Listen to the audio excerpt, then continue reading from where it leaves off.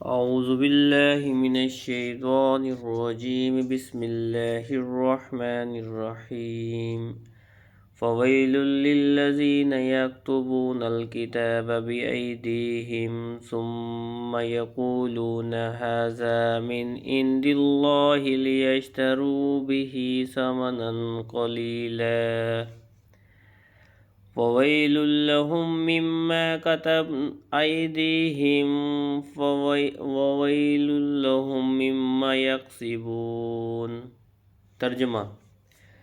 تو بربادی ہے ان لوگوں کے لیے جو اپنے ہاتھوں سے کتاب لکھتے ہیں پھر کہتے ہیں یہ خدا کی طرف سے ہے کہ اس کے بدلے میں تھوڑی سی قیمت حاصل کر لیں، تو ان لوگوں کے لیے ان کے ہاتھوں کے لکھے ہوئے کی وجہ سے ہلاکت ہے،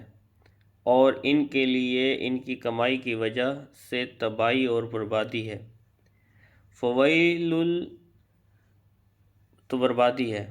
جب سرکار دو جہاں صلی اللہ علیہ وآلہ وسلم مدینہ طیبہ تشریف فرما ہوئے تو علماء توریت اور سرداران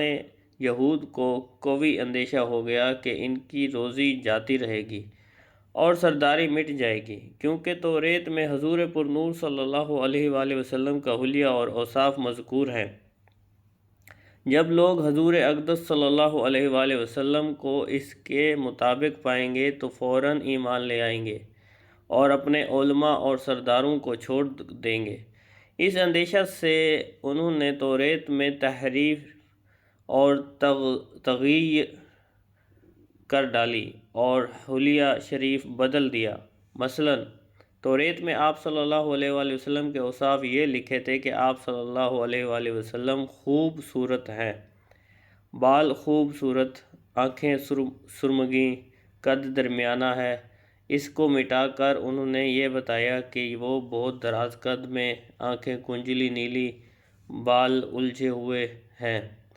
یہی عوام کو سناتے، یہی کتاب الہی کا مضمون بتاتے اور سمجھتے کہ لوگ حضور اکرم صلی اللہ علیہ وآلہ وسلم کو اس کے خلاف پائیں گے